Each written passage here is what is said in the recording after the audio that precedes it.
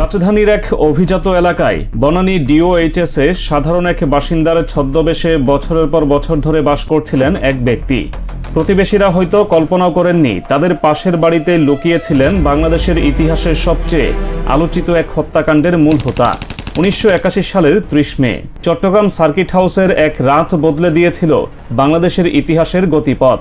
সেই রাতে খুন হন তৎকালীন রাষ্ট্রপতি জিয়াউর রহমান, যে সেনা কর্মকর্তা প্রথম তাকে শনাক্ত করে সরাসরি গুলি চালিয়েছিলেন। দীর্ঘ ৪৫ বছর ধরে তিনি ছিলেন ধরাছোঁয়ার বাইরে, কখনো ভারতে আত্মগোপনে, কখনো ছদ্মনামে সীমান্ত পার হয়ে। অবশেষে গত মধ্যরাতে ধরা পড়লেন তিনি। কিভাবে পালিয়ে বেড়ালেন এতগুলো বছর? কেন এত দীর্ঘ সময় ধরে ঝুলেছিল এই বিচার? আর এখন তার পরিণতি কি হতে যাচ্ছে? আজকের প্রতিবেদনে বিস্তারিত। এই ঘটনার গুরুত্ব বুঝতে হলে একটু পেছনে ফিরে তাকানো দরকার। জিয়াউর রহমান ছিলেন বাংলাদেশের ৭ম রাষ্ট্রপতি এবং বিএনপির প্রতিষ্ঠাতা। 19৭৭ সালে রাষ্ট্রপতির দায়িত্ব নেওয়ার পর তিনি একাধিক বছর দেশ পরিচালনা করেন এবং 19৭৮ সালের নির্বাচনে বিপুল ভোটে জয়ী হন। রণনায়ক হিসেবে তিনি অনেক রাজনীতিবিদদের কাছে সমাদৃত, যদিও তার শাসনামল নিয়ে ঐতিহাসিকদের মধ্যে নানা মূল্যায়ন রয়েছে। 1981 সালে চট্টগ্রামে স্থানীয় বিএনপি নেতাদের মধ্যকার একটি সংঘর্ষের মধ্যস্থতা করতে গিয়েই তিনি প্রাণ হারান। 1981 সালের 30 মে ভোররাতে চট্টগ্রাম সার্কিট হাউসে একদল বিপথগামী সেনা কর্মকর্তা আকস্মিক হামলা চালান। এই হত্যাযজ্ঞে সরাসরি অংশ নেওয়া কর্মকর্তাদের মধ্যে অন্যতম ছিলেন মেজর মোজাফফর হোসেন ও ক্যাপ্টেন মোসলেউদ্দিন। বিভিন্ন ঐতিহাসিক ও মামলা সংক্রান্ত বিবরণ অনুযায়ী মেজর মোজাফফর হোসেনই প্রথম প্রেসিডেন্ট জিয়াউর রহমানকে শনাক্ত করেন এবং তাকে লক্ষ্য করে সরাসরি গুলি চালান। হত্যাকাণ্ড নিশ্চিত হওয়ার পর তিনি চট্টগ্রাম সেনানিবাসের 24 পদাতিক ডিভিশনের তৎকালীন জিওসি মেজর জেনারেল আব্দুল মঞ্জুরকে টেলিফোন করে জানান প্রেসিডেন্টকে হত্যা করা হয়েছে। সে সময় সেনাপ্রধান ছিলেন হুসাইন মোহাম্মদ এরশাদ, আর ভাইস প্রেসিডেন্ট বিচারপতি আব্দুস সাত্তার ভারপ্রাপ্ত রাষ্ট্রপতির দায়িত্ব নিয়ে জাতির উদ্দেশ্যে ভাষণ দেন। হত্যাকাণ্ডের পর সেনাবাহিনীর অভিযানে চট্টগ্রামের বিদ্রোহ দ্রুতই ভেঙে পড়ে। এই অভিযানে সেনাবাহিনী গ্রেপ্তার করে মেজর জেনারেল আব্দুল মঞ্জুর সহ বিদ্রোহে জড়িত থাকার অভিযোগে মোট 18 জন সেনা কর্মকর্তাকে, যাদের সামরিক আদালতে বিচারের আওতায় আনা হয়, এদের মধ্যে 13 জনের ফাঁসি কার্যকর হয়। বাকিদের বিভিন্ন মেয়াদে কারাদণ্ড দেওয়া হয়।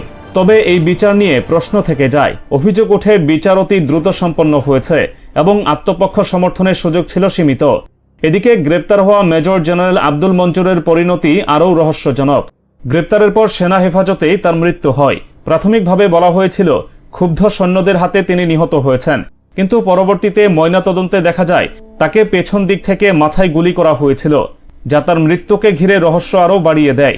অন্যদিকে ক্যাপ্টেন মোসলেউদ্দিন গ্রেপ্তার হয়ে যাবজ্জীবন কারাদণ্ডে দণ্ডিত হন, কিন্তু মেজর মোজাফফর হোসেন ও মেজর SM খালেদ সে সময় পালিয়ে যেতে সক্ষম হন।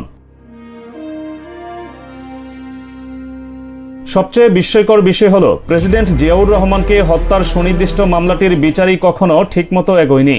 1981 সালের 1 জুন চট্টগ্রামের কোতোয়ালি থানায় এই হত্যা মামলা দায়ের হলেও পরবর্তী 2 দশকে তা বিশেষ অগ্রগতি পায়নি। 2001 সালে বিএনপি ক্ষমতায় আসার পর মামলার কার্যক্রম কার্যত বন্ধ হয়ে যায় বলে বিভিন্ন প্রতিবেদনে উঠে এসেছে।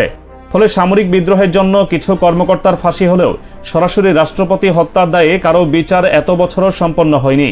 এই দীর্ঘ নিষ্ক্রিয়তা নিয়ে দেশে বহুবার প্রশ্ন উঠেছে, বিশেষ করে জিয়াউর রহমানের ঘনিষ্ঠ সহযোগীদের পক্ষ থেকেও।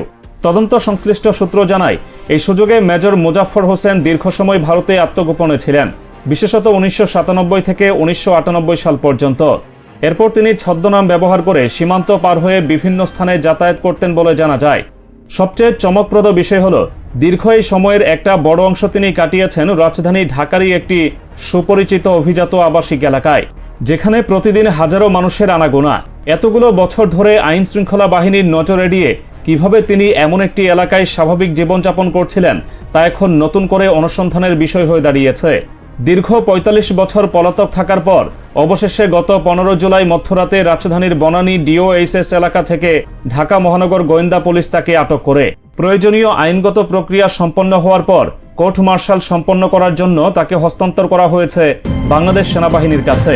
তার গ্রেপ্তারের মধ্য দিয়ে দেশের অন্যতম আলোচিত রাজনৈতিক হত্যাকাণ্ডের একটি দীর্ঘদিনের অমীমাংসিত অধ্যায়ে এলো নতুন অগ্রগতি। সেনাবাহিনী নিজস্ব বিচার প্রক্রিয়ার মাধ্যমে এখন তার বিরুদ্ধে পরবর্তী আইনগত পদক্ষেপ নেওয়া হবে। ৪৫ বছর ধরে ঝুলে থাকা এই মামলার এই নতুন মোড় দেশের রাজনৈতিক ইতিহাসের একটি গুরুত্বপূর্ণ অধ্যায়কে আবার সামনে নিয়ে এসেছে। জিয়াউর রহমান হত্যাকাণ্ড নিয়ে বছরের পর বছর ধরে চলে আসা প্রশ্ন, অসম্পূর্ণ বিচার আর ধোঁয়াশা, এই গ্রেপ্তার কি সেসবের একটা জবাব দিতে পারবে, নাকি এখনো বাকি থেকে যাবে আরও অনেক অজানা তথ্য?